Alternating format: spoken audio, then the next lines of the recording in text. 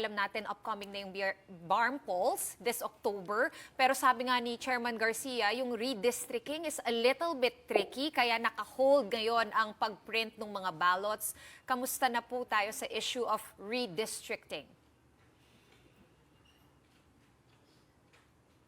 Kanina po ay formal nang ipinahayag ni Chairman Garcia. Kami po ay magkakasama doon po sa update sa stakeholders ng BARM elections dito sa Zamboanga City. Kagagaling lang din po namin dyan ngayon.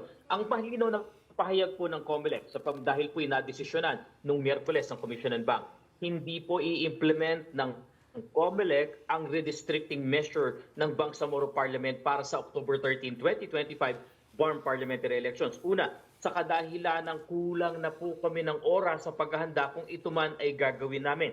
Kung matatandaan po natin, nagkaroon po ng paglilipat-lipat ng distrito sa makatuwid. Merong mga kandidato na maaring nandito sa unang distrito na malilipat sa ikalawang distrito. Ito po'y magbabago ng sistema. Kailangan namin baguhin ang programa at baka dumating pa sa punto, kailangan ipa-source code review ulit, kailangan ipa-certify ulit dahil magpa-final trusted bill at baguhin namin ang disenyo ng balota. Ito lang pong parte ng pagre-reprogram. Baka abutin kami ng hanggang 15 araw. Hindi pa po natin pinag-uusapan ang pag-imprenta ng balota na sa huling pagtataya namin, kung ito'y ipipilit namin gawin, baka matapos kami ng October 20. Lampas sa October 30 na itinakda ng Republic Act 12-123. So malalabag po namin.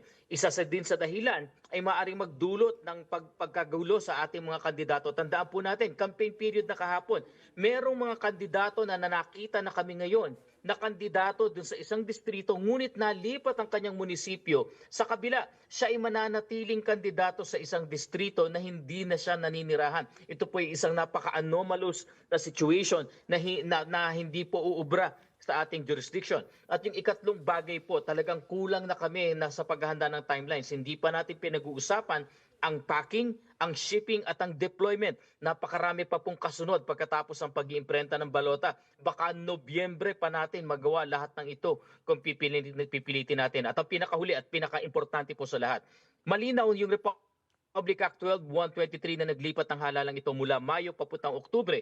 Ang intensyon, hindi ito special election. Ito ay karugtong nung may election sa makatuwid. Ang botante nung Mayo, siya ring botante ngayon. Ang kandidato nung Mayo na nag-file ng kanilang COC ng Nobyembre ay kandidato rin ngayon. Kung maglilipat-lipat po tayo, ultimo ang ating mga botante ay malilipat ng kanilang bobotohan, sila po ay madidisenfranchise. Sila ay malilito. At ito po yung malaking bagay na iniiwasan natin kung bakit hindi maipapatupad ang redistricting measure. So may chance ma-postpone pa? Yun ba itatanong mo, Gretch?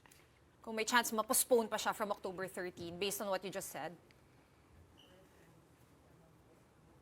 Naku, hindi po. Wala po. Talagang tinuldukan na po ng COMELEC. Tuloy na tuloy ang ating halalan po sa October 13. Batas po ang nagsabi ng halalan yan. Republic Act 12-123. Spoke, so ibig sabihin, yung magiging upuan ng SULU dito sa parliamentary ay talagang parang vacant na lang. How many seats will be up for grabs?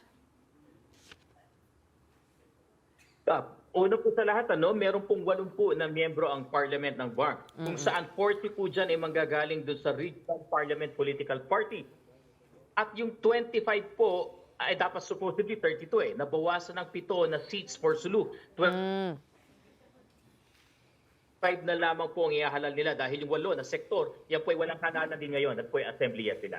So ang sinasabi po ng COMELEC ay maaari naman pong mapunan yung 7 seats na yan sa pamamagitan perhaps ng appointment mula sa ating Pangulo o kaya mismo mula sa Chief Minister. Basta ang importante po matuloy ang halalan para dun sa 40 at dun sa 25 na magiging miyembro ng Parliament.